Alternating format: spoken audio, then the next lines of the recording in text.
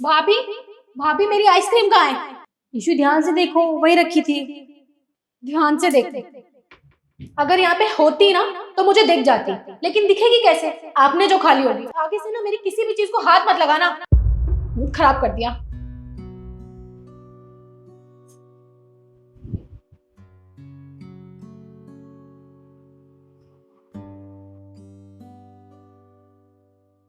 शिखा, तू उसकी इतनी सुनती क्यों है? अरे जवाब दिया कर ना, लड़ दिया कर, धमका दिया कर उसे। नहीं लक्ष्य ऐसे कैसे बोल दूं? वो मेरी बहन जैसी है। और वैसे भी मैं इस घर में रिश्तों को तोड़ने नहीं आई हूँ, रिश्तों को जोड़ने आई हूँ। और जानती हूँ मेहनत लगेगी, थोड़ा वक्त लगेगा, लेकिन देखना एक दिन ना सब कुछ ठीक हो जाएगा। शिखा, उसका बिहेवियर कभी नहीं बदलेगा। अरे वो बचपन से ही ऐसी है। अरे तू उससे बड़ी है, अगर तू उसे धमका देगी या लड़ देगी तो कुछ नहीं होगा। लक्ष्य हर बार चीजों को ठीक करने के लिए लड़ा नहीं जाता। और जब धागे उलझे होते हैं ना तो उन्हें सुलझाया जाता है, उन्हें यूं ही नहीं छोड़ दिया जाता। शिखा, बहुत पर धागों को सुलझाने में ना धागे और ज्यादा उलझ जाते हैं।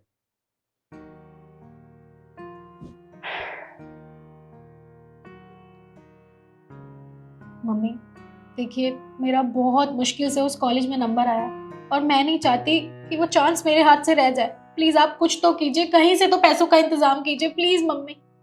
पर बेटा, तुझे पता तो है ना कि मेरे पास इतने पैसे नहीं है। पर मैं इतने सारे पैसे तुझे कहाँ से ला कर दूं? इससे अच्छा तो तू किसी और कॉलेज में एडमिशन करवा ले बेटा। नहीं मम्मी, आप कैसी बातें कर रही हैं? इस कॉलेज में पढ़ना मेरा सपना है और आप चाहती हैं कि आपकी बेटी का सपना पूरा ना हो। आप खुद बताइए ना, आप नहीं चाहती आपकी बेटी अच्छे कॉलेज में पढ़े और पढ़ लिख के कुछ अच्छा बने जिंदगी में? प्लीज मम्मी प्लीज, मैं आपके आगे हाथ जोड़ती हूँ। देख बेटा, तू मेरी बात समझने की कोशिश कर। इस कॉलेज की फीस बहुत ज्यादा है और मेरे पास इतने पैसे नहीं है। और मैं तेरे भाई के ऊपर भी प्रेशर नहीं डाल सकती। वैसे ही पूरे घर की जिम्मेदारी उसके सर पर है और मैं उसे और बर्डन नहीं देना चाहती। मम्मी ये लीजिए मम्मी जी, ये क्या है बेटा? आप खुद ही देख लो।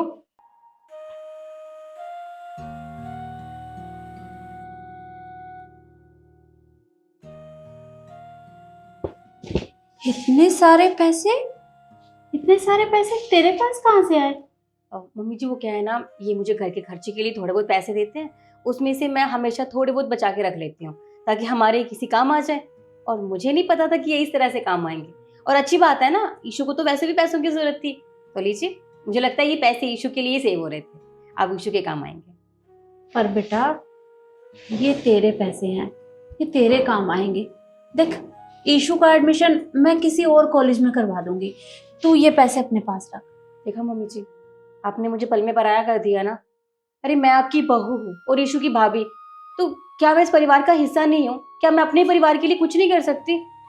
और मम्मी जी, ये सब हमारा है, मेरा नहीं है। तो आप प्लीज ये पैसे ईशु को दे दीजिए, उसके काम आ जाएंगे।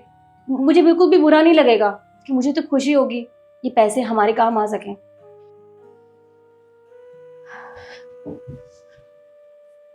भाभी, आप सच में बहुत अच्छी हैं। मैंने आपके साथ कैसा व्यवहार किया और आप फिर भी मेरी मदद कर रही हैं। कोई बात नहीं ईशु, तुम्हें गिल्टी फील करने की जरूरत नहीं है। और देखो, तुम तो मेरी छोटी बहन जैसी हो, और बहनों में तो आखिरकार लड़ाइयाँ होती रहती हैं। अब इसका मतलब ये थोड़ी ना कि वो रिश्ते तोड़ देंगे।